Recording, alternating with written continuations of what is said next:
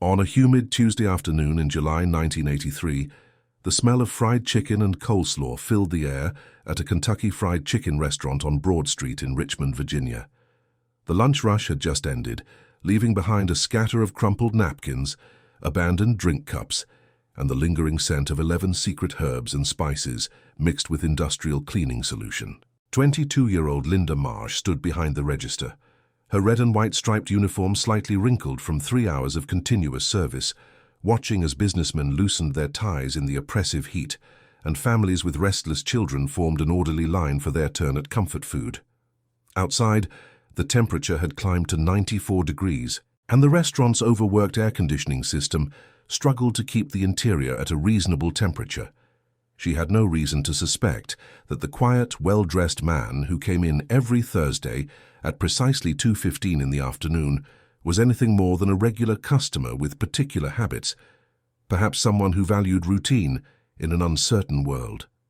Within 6 months, her casual observations would help unravel one of the most sophisticated Soviet intelligence networks operating on American soil, exposing a web of espionage that reached from Virginia to the Pentagon itself, compromising satellite technology secrets and missile defense systems that represented billions of dollars in American research and decades of strategic military planning. But before we dive into this story, make sure to leave a like and subscribe to the channel so we can bring you the most gripping Cold War and espionage stories every day. And tell me in the comments where you're watching from. It really helps support us. Linda had worked at the Kentucky Fried Chicken on Broad Street for 3 years, ever since dropping out of community college to help her mother with medical bills after her father's death from a heart attack. The job was supposed to be temporary, just until things stabilized financially, just until the insurance companies sorted out their denials and counter-denials, just until her mother recovered enough from her grief to return to her own job at the textile factory.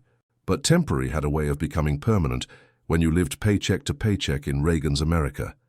When medical debt accumulated faster than minimum wage paychecks could pay it down, when every month brought a new crisis that required immediate attention and depleted whatever meager savings you had managed to accumulate. The restaurant itself was a typical franchise location, with its distinctive red and white color scheme, its bucket-shaped signs visible from the highway, its promise of fast, affordable food for working families. The building had been constructed in the mid-1970s and already showed signs of wear. The tile floor was cracked in places, patched with mismatched replacements. The plastic seats in the booths were held together with duct tape where the vinyl had split. The photographs on the walls, showing an idealized version of American dining, had faded to pale yellows and washed-out blues from years of sun exposure through the large front windows. Linda knew the regulars by heart, had given them names and invented histories. Mr. Patterson, a portly man in his 60s with thinning hair and wire-rimmed glasses, came in every Monday for a 3-piece meal with extra biscuits. He always wore brown slacks and short-sleeved dress shirts with pen stains in the pocket. Linda had decided he was an accountant, maybe working for one of the insurance companies downtown, someone who found comfort in predictable lunches and familiar flavors. The nurses from the hospital down the street, Memorial General, arrived at 6:30 every evening during shift changes, still wearing their scrubs, exhaustion evident in their postures and the way they slumped into the booths. They ordered family-sized buckets and shared them while complaining about doctors, administrators, and the eternal shortage of basic supplies. Mrs. Chen, a tiny woman who barely reached 5 feet tall, brought her grandson on Saturdays and always ordered the same bucket meal, original recipe, extra crispy would not do. The boy, maybe 7 years old, had Down syndrome and would carefully arrange his chicken pieces by size before eating them, a ritual that his grandmother never rushed. These people, these regulars, were Linda's daily landscape, as familiar as the route she drove to work, or the creaking sound her apartment door made when she opened it. They gave structure to her days, rhythm to the endless repetition of taking orders, counting change, wiping down tables, restocking napkins and plastic utensils. She played a game with herself, inventing elaborate backstories for the customers, imagining their lives outside the restaurant. The woman in the business suit was a lawyer defending innocent people against corrupt prosecutors. The teenager with severe acne was secretly a musical genius, writing symphonies in his bedroom at night.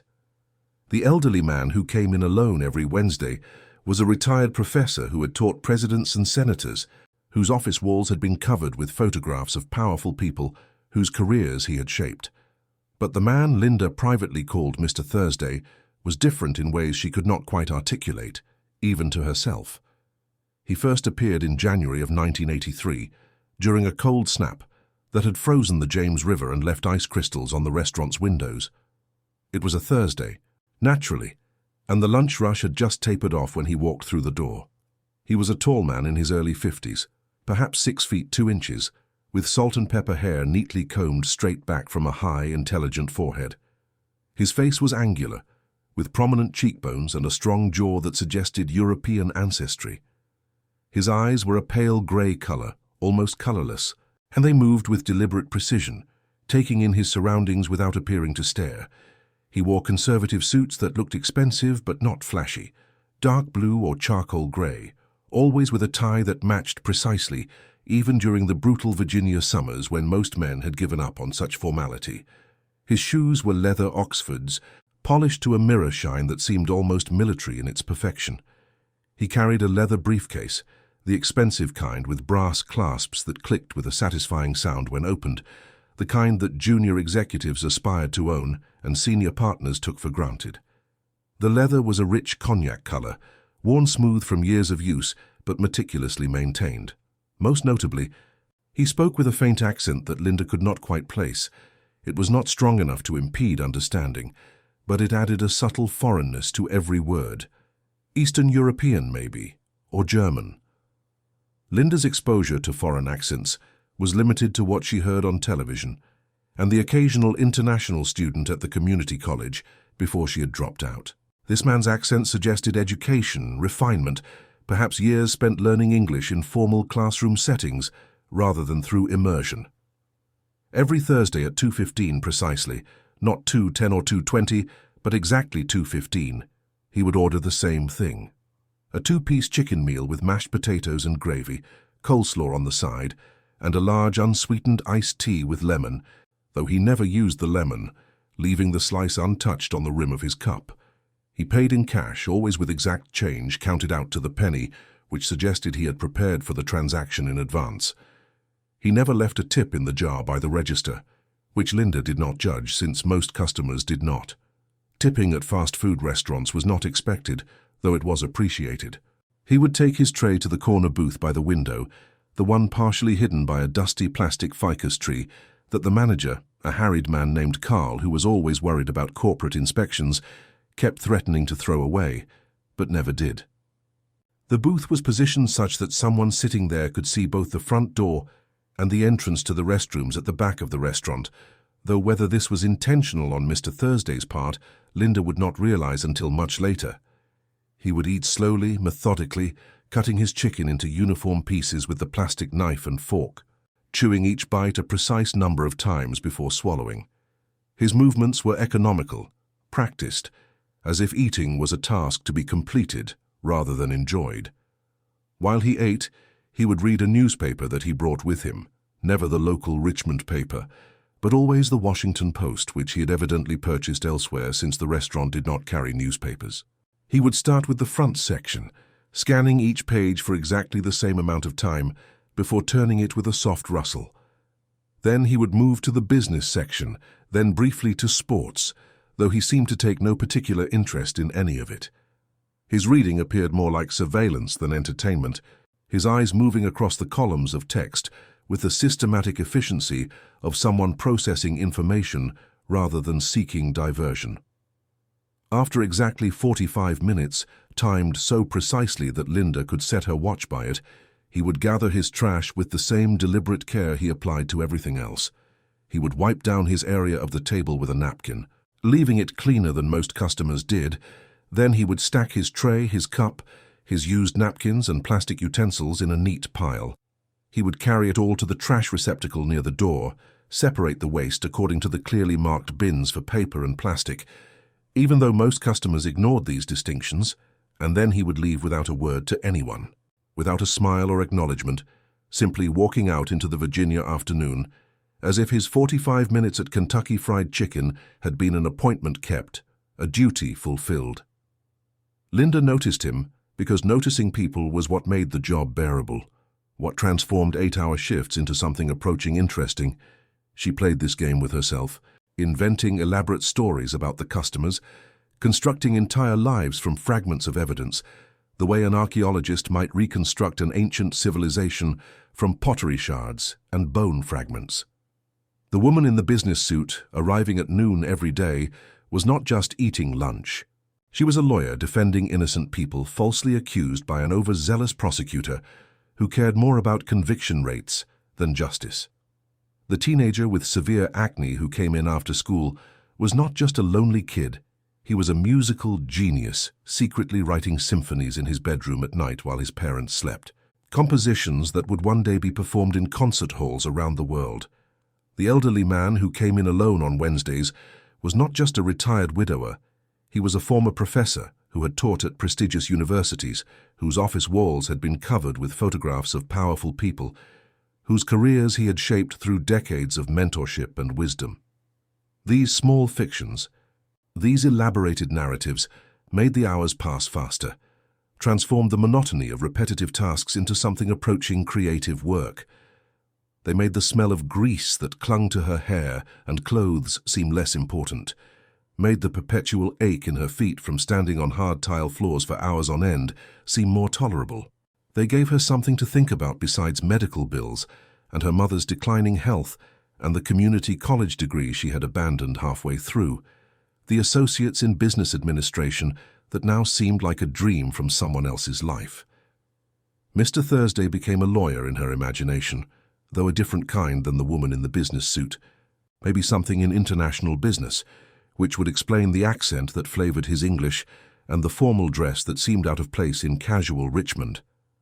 She decided he was divorced, a reasonable assumption given that he always ate alone and never wore a wedding ring, his left hand bearing only a thin band of paler skin where a ring might once have sat. He probably lived in one of the nice apartment buildings near the University of Richmond, the ones with doormen wearing uniforms and underground parking garages where residents did not have to scrape ice off their windshields in winter. He probably read late into the night, drank Scotch whiskey from crystal glasses, listened to classical music on an expensive stereo system. These details felt right, felt true, even though Linda had no evidence for any of them. It was not until late March, when the weather had turned warm enough that the restaurant could turn off its heating system, but not yet hot enough to fully engage the air conditioning, creating a brief window of comfortable temperature, that Linda noticed something odd, something that did not fit her invented narrative of Mr. Thursday as an international business lawyer.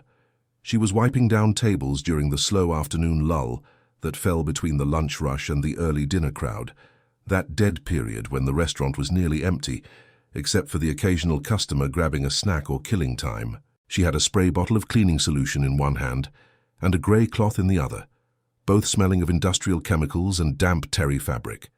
She was methodically working her way through the dining area, lifting salt and pepper shakers, checking for spills under the edges where children had dripped soda or dropped crumbs, when she saw him in his usual booth. Mr. Thursday had finished eating his 2-piece chicken meal, had consumed it with his usual methodical precision. His tray sat to one side, empty except for the bones and wadded napkins. He was reading his newspaper as always, the Washington Post folded lengthwise in the manner of subway commuters and people accustomed to reading in confined spaces. But as Linda watched, pretending to scrub at a stubborn spot of dried ketchup that had fossilized onto the yellow Formica tabletop, she saw him do something unexpected. He reached into his briefcase, those brass clasps clicking softly, and pulled out a different newspaper. This one had been folded inside the first, concealed within the Washington Post like a secret letter hidden in a larger envelope. The second newspaper was smaller, printed on different paper stock, and from her angle Linda could not make out the masthead or determine what publication it was. He laid it on the table in front of him, not reading it exactly but looking at it, his pale grey eyes moving across the pages with intense concentration.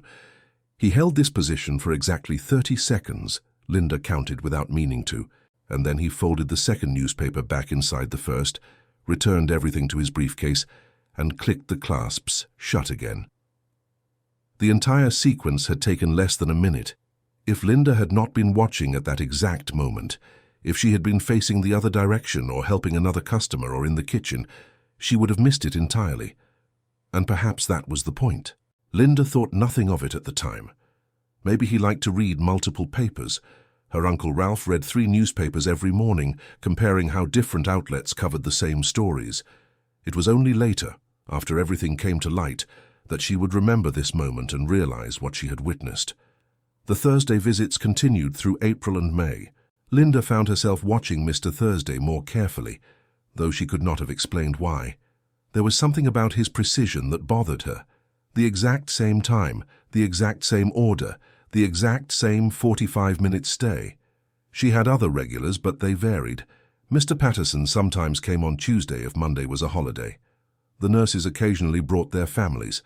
Even Mrs. Chen sometimes got the crispy recipe instead of original. But Mr. Thursday never varied.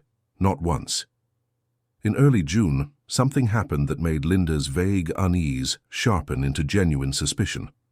She was taking her break in the small room behind the kitchen, eating leftover biscuits and reading a magazine, when Danny Rodriguez, the assistant manager, came in looking troubled. Danny was 28, a former Marine who had served in Germany before coming home to manage fast food restaurants. He sat down heavily in the plastic chair across from Linda and rubbed his face. "You okay?" Linda asked. Danny looked at her, seemed to consider something, then shook his head. "You ever notice anything weird about the customers?" he said. "Weird how?" Linda asked, putting down her magazine. "I do not know," Danny said. "Just off, like they are here, but they are not really here, if that makes sense." Linda thought of Mr. Thursday. She was not sure why he came to mind, but he did. "There was a guy who comes in every Thursday," she said slowly. "Always the same time, always the same order, always sits in the same spot." Danny leaned forward. "What time Thursday?" 2:15, Linda said. "Why?" Danny was quiet for a long moment. Then he said, "I was in intelligence in the Marines. Just low-level stuff, mostly paperwork. But they taught us things to watch for, patterns. People who follow routines too precisely. They are either compulsive, which is harmless, or they are following a protocol which might not be." Linda felt a chill despite the heat from the kitchen. "Protocol," she repeated. Danny stood up, his break over. "Probably nothing," he said. "But if you see anything else odd about this guy, let me know, yeah?" Linda nodded, but her mind was already racing. She thought about the newspaper switch she had seen, the perfect timing, the exact change. Suddenly, her invented story about Mr. Thursday being a divorced lawyer seemed naive and silly. The next Thursday, Linda watched Mr. Thursday with new eyes. He arrived at 2:15 exactly, ordered his usual meal, paid with exact change. Linda noticed that he never looked at the other customers, never made small talk with her beyond the necessary transaction, never smiled. His face remained neutral, pleasant but blank, like a mask. He took his seat in the corner booth. Linda busied herself near his section, refilling napkin dispensers and condiment stations, keeping him in her peripheral vision. She saw him eat his chicken methodically, cutting it into small pieces with a plastic knife. He drank his tea in measured sips. He read his newspaper, turning the pages at regular intervals. Then at 2:45 something different happened. A woman entered the restaurant. She was in her mid-30s, wearing a light blue dress and carrying a large purse. She had auburn hair pulled back in a bun and wore large sunglasses despite being indoors. She did not approach the counter. Instead, she walked directly to the restroom at the back of the restaurant. Linda would have thought nothing of this. People used restaurant restrooms without buying food all the time, but she noticed Mr. Thursday stiffen slightly when the woman entered. His eyes flicked up from his newspaper just for a second, then back down, but his posture had changed. He was alert now, waiting. The woman emerged from the restroom 3 minutes later. She walked past Mr. Thursday's booth, moving toward the exit. As she passed, she stumbled slightly, catching herself on the edge of his table. She apologized, he nodded, and she continued toward the door. The entire interaction lasted less than 5 seconds. Linda's heart was pounding. She had seen the woman's hand move during that stumble, seen something pass between them, though she could not say what. A piece of paper, maybe, or something smaller. Mr. Thursday left at 3 o'clock exactly, as always. The woman did not return. Linda found Danny after the evening rush when they were cleaning up. She told him what she had seen. Danny listened carefully, his expression growing more serious. "You are sure they passed something," he said. "Pretty sure," Linda said. It was smooth, fast, like they had done it before. Danny was quiet, thinking. Then he said, "I need to make a phone call. Do not mention this to anyone else, okay? Not the other staff, not your friends, nobody." "Am I in danger?" Linda asked, suddenly frightened. "No," Danny said firmly. "But if what I think is happening is actually happening, we need to be careful. These people, if they are who I think they are professionals." Linda went home that night barely able to sleep. She kept replaying the scene in her mind. The woman's stumble, Mr. Thursday's momentary alertness, the smooth handoff. In the darkness of her bedroom, listening to the sound of her mother's television through the thin walls, Linda wondered if she had just witnessed something she was never supposed to see. Danny called her the next morning before her shift. "Meet me at the restaurant an hour early," he said, "and do not tell anyone." When Linda arrived at 1 o'clock, Danny was waiting in the parking lot. With him was a man in his 40s wearing a plain grey suit. He had short brown hair and the kind of face that you would forget immediately after meeting him, unremarkable in every way. "Linda, this is Special Agent Thomas Brennan," Danny said. "He is with the FBI." Linda felt her stomach drop. "FBI," she repeated numbly. Agent Brennan shook her hand. His grip was firm, but not aggressive. "Miss Marsh, I understand you have been observing one of our subjects," he said. His voice was calm, businesslike. "I need you to tell me everything you have noticed about the man you call Mr. Thursday." They went inside the empty restaurant, the chairs still up on the tables from the night before. Linda sat across from Agent Brennan and Danny and told them everything. The precise timing, the exact same order, the newspaper switch, the woman in the blue dress, the handoff. Agent Brennan took notes in a small notebook, asking occasional questions. How long does he stay? Does he ever use the telephone? Does he ever meet with anyone else? Has he ever varied his routine? When Linda finished, Agent Brennan closed his notebook and looked at her seriously. "Miss Marsh, what I am about to tell you is classified information. You cannot share this with anyone, not your mother, not your friends, nobody. Do you understand?" Linda nodded, her mouth dry. "The man you know as Mr. Thursday is actually named Viktor Petrov," Agent Brennan said. "He is a Soviet intelligence officer working under diplomatic cover at the Soviet Trade Mission in Washington, D.C. We have been watching him for 6 months, but until now we could not figure out his pattern or identify his contacts." Linda felt like the floor had dropped out from under her. "Soviet," she whispered. "You mean, like a spy?" "Exactly like a spy," Agent Brennan said. "And thanks to your observations, we now know he is using this restaurant as a drop site.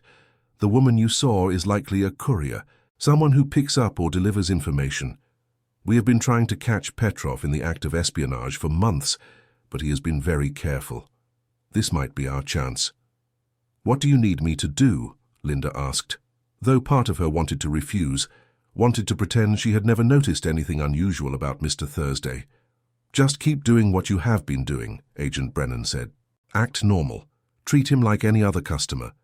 Do not let him know you are paying attention. We will have agents positioned around the restaurant. If there is another drop next Thursday, we will be ready." The following week was the longest of Linda's life. She went through the motions at work, taking orders and cleaning tables, but her mind was elsewhere.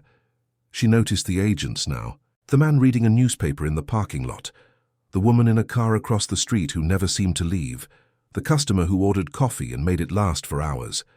They were everywhere, invisible to anyone who was not looking, but once you knew they were there, you could not unsee them. Thursday arrived.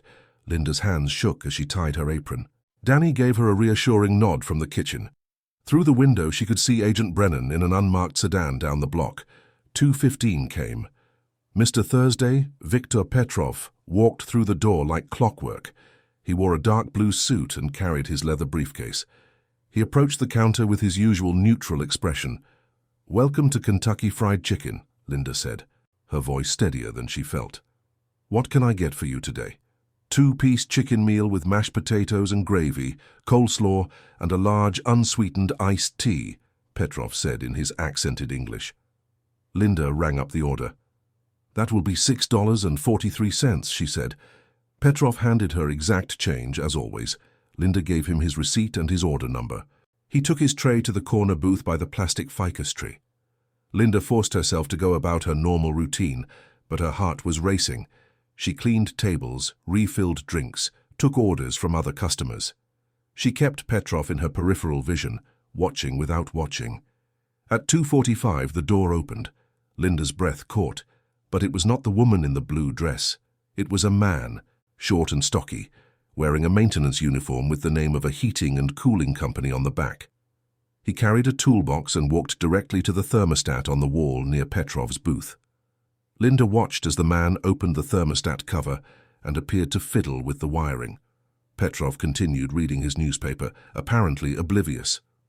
But Linda noticed his hand move to his briefcase, saw him pull out something small, a folded piece of paper, and place it on the seat beside him.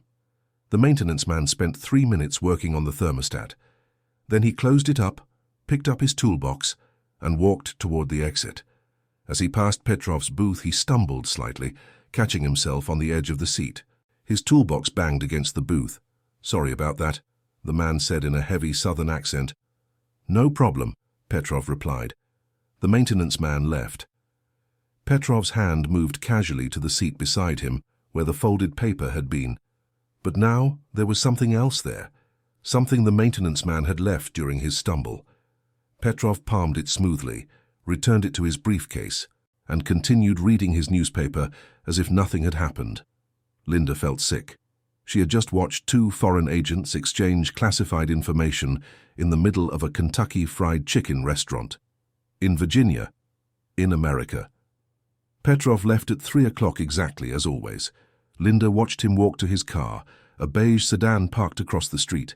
She saw Agent Brennan's sedan pull out behind him, followed by 2 other vehicles. They were tailing him, following him back to whatever safe house or embassy he operated from. Agent Brennan returned an hour later with 4 other agents. They confiscated the garbage from Petrov's booth, bagged the seat cushion where the exchange had occurred, and took photographs of everything. Linda gave her statement again, describing exactly what she had seen.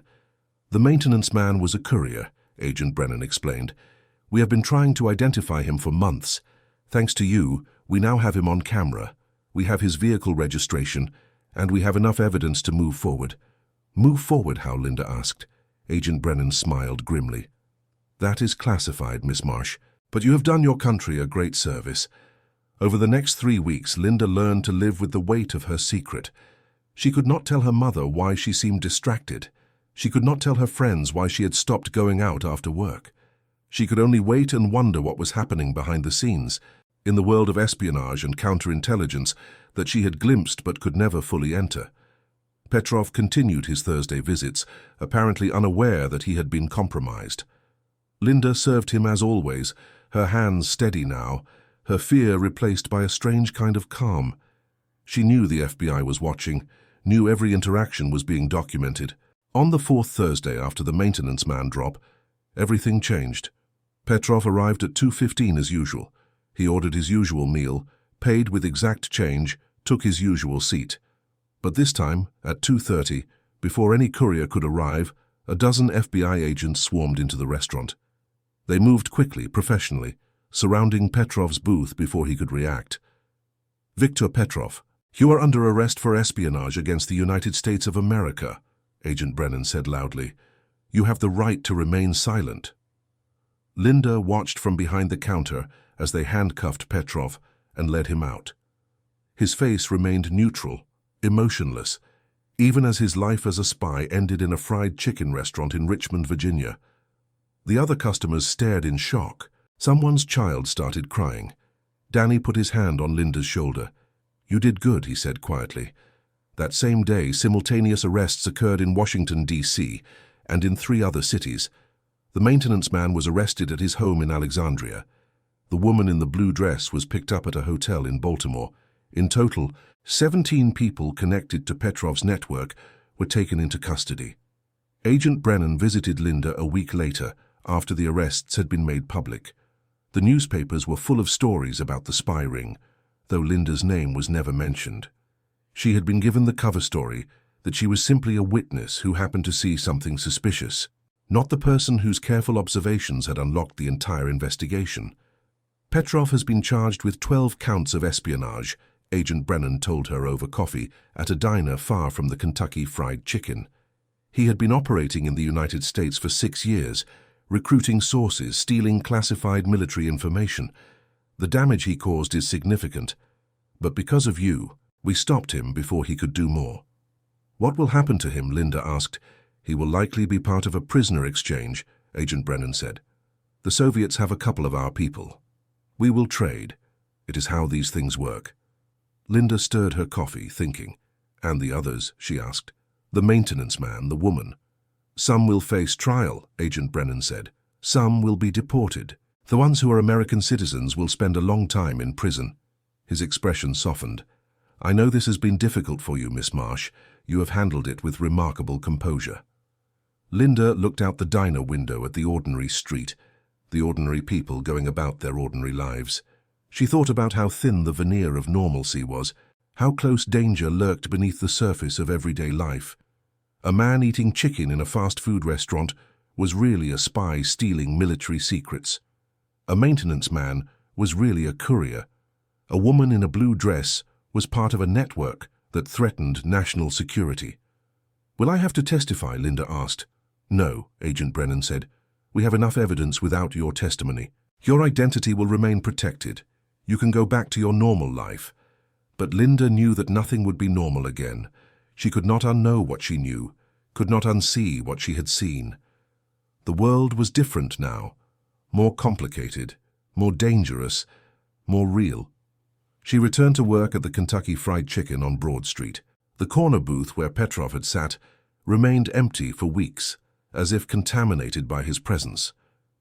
Eventually, other customers began using it again, families and teenagers and businessmen who had no idea what had transpired there. Linda continued taking orders and wiping tables and making small talk with regulars, but now when she invented stories about her customers, they were different, less innocent, more aware of the possibility that things were not always what they seemed. Mr. Patterson, who came in every Monday for a 3-piece meal, might actually be Mr. Patterson, a retired postal worker with a fondness for extra biscuits. Or he might be someone else entirely, living a double life hiding in plain sight. In October of 1983, Linda received a letter on official government stationery. It thanked her for her service to her country and informed her that she had been awarded a commendation from the director of the Federal Bureau of Investigation. The commendation was classified and would not appear in any public record, but it was nonetheless a recognition of her contribution to national security. Linda folded the letter carefully and placed it in a box under her bed, next to her high school diploma and her father's military medals from Korea. She told no one about it. She never would. Years later, after the Cold War had ended and the Soviet Union had collapsed, some details of the Petrov case were declassified. Linda read about it in a newspaper, seeing her own role reduced to a single sentence. An alert civilian noticed suspicious activity and reported it to authorities. The maintenance man, whose real name was George Whitmore, had been an American citizen recruited by Soviet intelligence while working as a defense contractor. He had provided Petrov with classified information about missile systems and satellite technology. He was sentenced to 30 years in federal prison. The woman in the blue dress, identified only as Svetlana, was traded back to the Soviet Union as part of a prisoner exchange. Viktor Petrov himself spent 6 months in American custody before being swapped for 2 CIA officers who had been arrested in Moscow.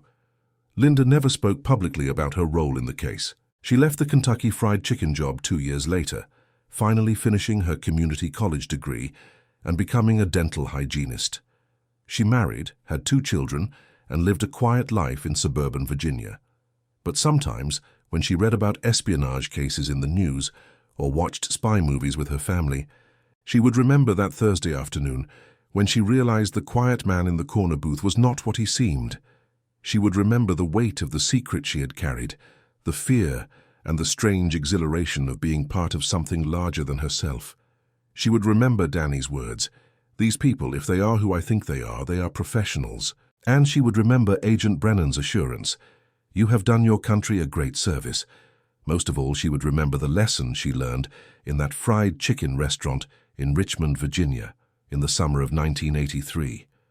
That vigilance matters, that ordinary people in ordinary jobs can make extraordinary differences, that the Cold War was not just fought by soldiers and spies in distant places, but by cashiers and mechanics, and nurses and teachers, by anyone who paid attention, who noticed when something was wrong, who had the courage to speak up. The corner booth by the plastic ficus tree remained her favorite spot whenever she returned to visit the old neighborhood. She would sit there sometimes, eating a 2-piece chicken meal with mashed potatoes and coleslaw, and she would look out the window at Broad Street, at the ordinary flow of ordinary life, and she would know that nothing was ever really ordinary at all. The Petrov case became a training example at the FBI Academy, though Linda's name was never used. New agents learned about the importance of pattern recognition, about how intelligence work often depended on someone noticing something small, something out of place. They learned that espionage was not always dramatic car chases and shootouts, but sometimes just a stumble, a handoff, a newspaper folded inside another newspaper. Viktor Petrov returned to the Soviet Union and disappeared from public view. Intelligence reports suggested he continued working for the KGB until the fall of communism, then retired to a dacha outside Moscow.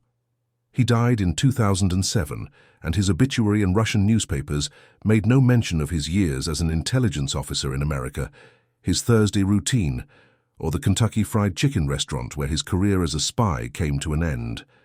George Whitmore, the maintenance man, served 22 years of his sentence before being released on parole. He gave several interviews to journalists, always insisting that he had acted out of ideological conviction, not for money. He believed the Soviets represented a better system, a more just society. He never expressed remorse for his actions. He died 3 years after his release, largely forgotten, except by Cold War historians and intelligence professionals who studied his case. Svetlana's fate remains unknown. After being returned to the Soviet Union, she vanished into the intelligence apparatus. Some believed she was punished for the network's exposure. Others thought she was promoted, her brief capture seen as an occupational hazard rather than a failure. The truth, like so much from that era, remained locked behind classified doors. Danny Rodriguez left the fast food business and joined the FBI himself, inspired by his role in the Petrov case. He served for 25 years, working in counterintelligence, and retired with commendations. He and Linda remained friends, though they rarely spoke about that summer. Some experiences were too complex, too laden with secrecy, to be easily discussed even years later. The Kentucky Fried Chicken on Broad Street in Richmond, Virginia, was eventually torn down to make way for a shopping center. The corner booth, the plastic ficus tree, the spot where Soviet spies had exchanged stolen American secrets, all became rubble and then a parking lot. New businesses rose in its place, and a new generation of people came and went, unaware of the history beneath their feet. But Linda never forgot. She kept the classified commendation letter her entire life, a reminder that she had been part of something important, something secret, something that mattered. In the grand sweep of Cold War history, her contribution was a footnote, barely mentioned, easily overlooked. But to the intelligence officers who had worked the case, to the agents who had finally caught Viktor Petrov because of her observations, she was a hero. And perhaps that was the truest lesson of all. That heroism was not always public, not always acknowledged, not always even known. That sometimes the greatest acts of service happened in silence, in secrecy, in the unglamorous corners of everyday life. That a young woman behind a fast food counter, struggling with bills and worried about her mother's health, could change the course of history simply by paying attention, by noticing, by caring enough to say something, when something seemed wrong. The Cold War ended. The Soviet Union collapsed. The world moved on to new threats, new challenges, new enemies. But the need for vigilance remained constant, the need for ordinary people to stay alert, to trust their instincts, to recognize when something was not quite right. Linda's story became a quiet testament to that truth, shared in training rooms and intelligence briefings, stripped of her name but not her essential lesson. That in the great struggle between nations, victory often came down to small moments, a stumble, a handoff, a cashier who noticed that a customer was too precise, too regular, too careful. That awareness, that attention, that willingness to act despite fear, that was what made the difference. And that concludes our story. If you made it this far, please share your thoughts in the comments. Don't forget to subscribe for more incredible stories, and check out the video on screen. I'm sure you'll enjoy it. See you next time.